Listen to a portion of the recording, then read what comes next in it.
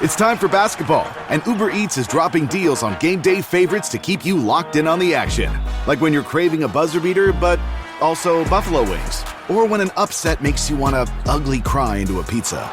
And right now, Uber Eats has game day deals from Burger King, Buffalo Wild Wings, KFC, and hundreds more local favorites. So you can keep your eyes on the ball and your hands on a burger. Order now, only on Uber Eats. Product availability varies by region. See app for details. Hey, this is Bill Simmons from the Bill Simmons Podcast, here to tell you that Michelob Ultra is giving you the chance to win tickets to the NBA Finals. That's right, the 2025 NBA Finals. Just head to MichelobUltra.com/NBA Finals.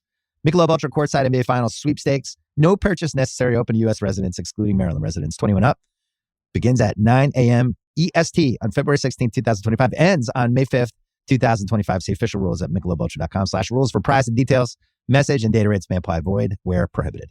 Hi, and welcome to the 10-Minute Food Truck Training Podcast. My name is Bill Moore. I'm the founder of the Food Truck Training Group on Facebook, co-owner with my beautiful wife Melissa of our own food truck. It's called Food Truck 101, and I'm the executive director of the National Street Food Vendors Association, which is a nonprofit dedicated to education, advocacy, and uplifting all food vendors. Today, we're going to be talking about branding and how you can craft a memorable identity that will help your food truck get attention and then get a whole bunch of guests. But before we get into that, I want to remind you guys that I'm going to be a part of the Food Truck Owners Expo in Las Vegas, Nevada this year. It's in July. It's going to be July 15th and 16th. I'm going to be giving a couple of classes. I'm going to be out on the main floor with my association's booth, the National Street Food Vendors Association's booth. And I would love for all of y'all to come check out the expo, attend my classes, and then, of course, say hi to me in my booth. Again, that's in Las Vegas, Nevada. That's going to be July 15th and 16th.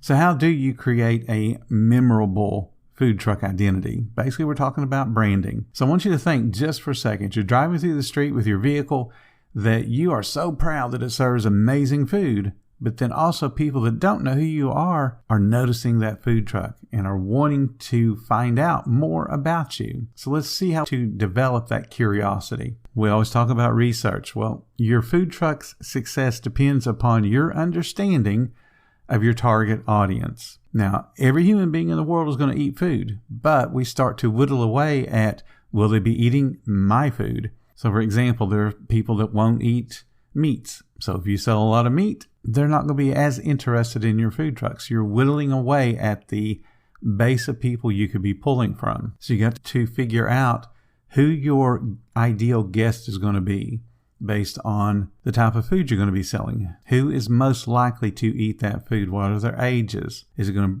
favor men? Is it going to favor women? Is it going to favor kids? What is going to be the attraction out of the cuisine that you have chosen?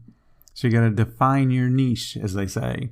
In order for you to successfully distinguish your food truck from every other food truck in the area, you have to define what you're all about. You want to focus on a specific cuisine or a specific cooking method or some theme that aligns with your culinary strengths, but also, and this is probably the most important thing, aligns with your personal passions when it comes to your business. When you carve out that unique space, you can effectively attract attention and build a loyal guest base that's going to resonate with your brand. But you got to be specific and intentional about carving out that niche. You can't just randomly throw the pasta against the wall and hope that it sticks.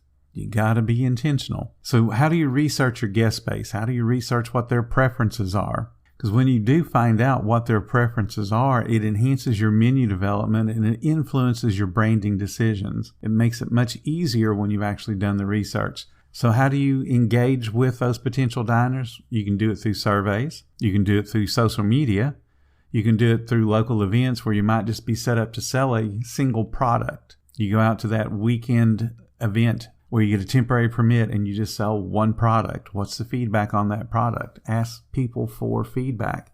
Hey, if I was out on the street, 5 days a week, would you come buy this? Or is it something you would only buy in this environment? You want to explore what your guest preferences are going to be because that helps illuminate the trends that you can leverage for your food truck branding. Think about eating habits, dietary restrictions, trending foods that could be popular in your area or could be popular around the country. So it's not you're looking for a specific single food, you're looking for the trend. What is that trend? What is creating that fad? Create a deep connection with people that are foodies, the ones that go out to a food truck and a different food truck to try new things. Those people will also be the ones that will help you define those trends, those fads, those things that are super popular, because they're going out looking for them too. So join foodie groups on Facebook. Don't advertise your food truck. You're there to learn. So find out what is popular, what's not popular. When you start to position your food truck as the go-to destination that consistently meets your guests' desires as far as something new, something different, you're paving the way for growing your following. Because you got to start somewhere. You can't have guest number 2 until you have guest number 1. And of course, you are able to grow to hundreds of guests that follow you. You want to create a compelling brand name. And you need a name that resonates with your guests. And it also reflects your food truck's essence. Now, that's kind of a real deep, mystical kind of meaning, but essentially you don't want to create something that leaves an incongruency in somebody's brain. For example, you're a barbecue truck that automatically brings up mental images to people. It could be something that's has a lot of smoke around it, or fire, or flames, or maybe a pig, maybe a cow. Those kind of images speak to a certain way a truck should look. But you can't have flames and smoke on an ice cream truck. Doesn't make sense. People start to wonder what the heck's going on. Now, that could end up being an attraction, but it's confusing to the majority of people. So make sure that your brand, your color scheme, the words that you use, the icons that you use, the pictures that you use reflect what you do and reflect your overall menu. You want to aim for a name that's easy to pronounce. You want to use fonts that are easy to read. You want to be memorable. Memorable doesn't mean that it's different and it's unique. Memorable just means it's easy for the person to pull your name out of the recesses of their brain. For example, there's a food truck in Fort Walton Beach, Florida. We drive by every time we go to Sam's Club. We still do not know the name of that food truck. It's written in a font that is near impossible to read. It's a very graffiti-like font. And then also the spacing on the letters makes it impossible to read. So your brain, when it sees the scripted font, it starts to think, okay, what are these words? And it looks for groupings so they can start to develop the syllables. That's how our brains work when we're looking at words. But because of the spacing not being right, and some of the letters blend together, almost looking like a whole different letter, your brain starts to put those images together to create the syllables, and the syllables don't make sense. Then they've used the colors that make no sense for the background. It becomes very difficult to read. And like I said, we drive by it every single week, and Melissa says, read that. We're at the red light. We got time. And we're sitting there, a minute, and we can't make out the word because the script that they use makes it illegible. So if I can't figure out your name, I'm not going to pull in and read your menu and figure out what your food is. Make it easy on your guests that are going to be coming there, because when you create those limitations, people are basically given a reason not to go back to your food truck or to never go there in the first place. The importance of a unique name is something I want you to consider, because we know that the food truck market is getting very crowded, and just having that unique name that people can remember is very important. If you're a part of our Facebook group, I've written a whole guide in our Facebook group that talks about how to name your business, because there's only 4 ways to name a business. People freak out about, oh my God, what am I going to call my business? Here are the 4 ways to name your business. You're going to choose a word. That word is either going to relate to food or it's not. Okay, so if it relates to food or not, so there's 2 ways. You're going to next think about, maybe I can make up a word. Okay, so we have real words, we have made up words. And then if it's a made up word, does it imply food or does it not? So here's an example of a business whose name implies food. Kentucky Fried Chicken. You guys probably know that one. Okay, it's got the word chicken in there. So people know that it's chicken, and they also know that it's fried. So now we've narrowed down what that menu could possibly be. Now, of course, their menu has more than fried chicken on it. That's why they refer to themselves now as KFC. But the original name, Kentucky Fried Chicken. So that's real words. There's no made-up words there, and it speaks to being food. Now, a made-up word, let's talk about Quiznos. Quiznos is a 100% made-up word. The originator of the name Quiznos thought it sounded European, and that's what he was going for with his sub sandwiches. So he made up a word that sounded European and named his business after it. So now you have an education component. Okay, what is a Quiznos? People know what it is now from millions of dollars being spent on advertisement, but it's a unique word and it's memorable once you figure out, okay, that means subs or it relates to subs. So there's two examples of real word, fake word. The real word relates to food. The fake word is made up. Doesn't relate to food because now we got to educate people on it.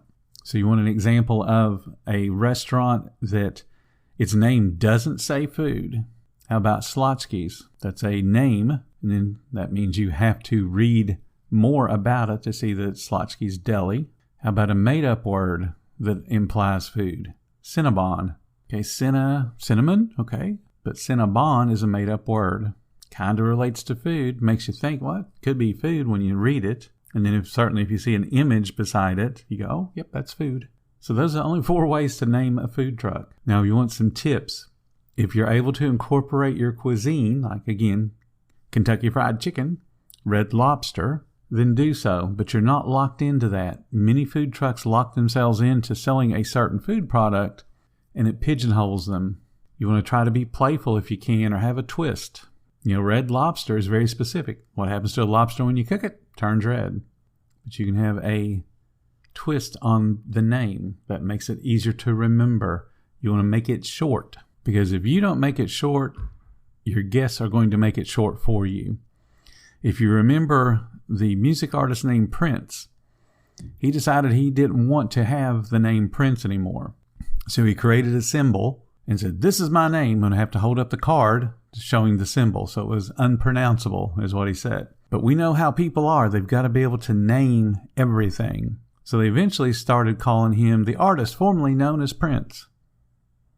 Okay, that became acceptable to people. At least they knew who was being talked about. But the problem was that's a very wordy name.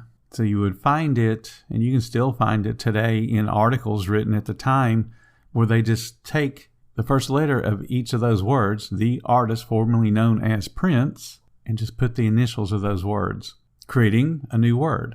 So keep it short, keep it snappy, make it easy for your guests to be able to talk about the food truck. And then, of course, you want to check for availability. Is it available on social media? Is it available as a domain? And if it is, lock it in. Whether you plan on using those particular social medias or not, get your official name there. So Facebook, Instagram, TikTok, Snapchat, Pinterest. If it's a social media, lock that name down, because you want to be able to control it. You don't want someone else grabbing your name and then that particular social media blows up and now you don't have control of your name on a social media where you want to be. You can also think about creating wordplay or puns to help engage your audience. You want to test the name with your guests when you're out there testing your food. Say, hey, if I name my food truck this, does it make sense for this food that you're eating? Would it help you to remember and come back and visit me? Ask for feedback. It's okay. Use your social media, personal social media. Obviously, you can't use the business social media because you haven't created it yet, but use your personal social media. I'm thinking about starting a food truck. I want to call it this, and I'm going to sell this, this, and this. Does it make sense? What would you all think? What do you suggest? There are clever people out there. You want to make sure that the name is easily communicated, and you certainly want to make sure that it's easy to search. So the word Quiznos was developed before the internet, so people didn't have to worry about trying to spell a made-up word. I mean, it's spelled exactly the way it sounds, but it could be difficult for someone to figure out to be able to search it and make your name easy to search. Of course, you want to create a eye-catching logo. You can pay someone to do it. You can do it yourself. A lot of people use Canva. What I would suggest you don't do is taking clip art and layering it together, because clip art means it won't be able to be trademarked in the future if you do decide to go that route. And it also means if you're using clip art, somebody else has probably got it too. So as you're doing the logo, you're also thinking about color schemes and what type of font are you going to be using. Again, I talked about the font that no one can read, and that's not that uncommon. If you make it too hard for them to read, well, you just lost your chance to get somebody to put their brakes on and pull into your food truck, especially the new guests. Obviously, the people that know who you are know where you are. So think about the color schemes, what makes sense against the contrast of the words to the background, and what type of font am I going to use to make sure that it's readable. Certainly think about how you're going to put the graphics on your vehicle. Is it going to be as a full wrap? Is it going to be just random stickers that are put up with your logo and maybe a few words? It doesn't matter. What matters is the consistency and the legibility of what you're putting up so that people can, again, remember your food truck, know what type of food it sells easily. Remember to put a QR code on there for people that might be sitting beside of you at a red light. Oh, I think I'd like to check that menu out. Make it easy for them to check you out. Social media link, menu link, something to let people find out more information about you. And you definitely want to have that menu link available when you're open so that people can read the full menu and not have to be standing in your line or huddled around your menu board, whatever you're choosing to make as a menu board. So there's a whole handful of tips on what you can do to create your brand. And certainly there's a lot more, but just give those things a good think through and then start to develop them. And then think about other things that you're going to need for your food truck. What's the business card going to look like? Am I going to do flyers? What are they going to look like? What am I going to put as the header on the receipt when someone asks for a receipt? How about a catering quote? What does that look like? Are you going to have letterhead? Or are you just going to send them a blank piece of paper with a number on it? So think through all of those processes, all the things that a food truck could potentially do where you could put your logo. Just spend the time and don't fret over getting the details perfect. Things will morph over time, but at least make it easy for your guests to remember who you are. Thank you guys so much for listening to the 10-Minute Food Truck Training Podcast. If you're finding everything that we do helpful, please consider subscribing. If you love what we do, there's a link in the description so you can show some support for the podcast. Every little bit does help keep us going. Until next time, you guys have an awesome week.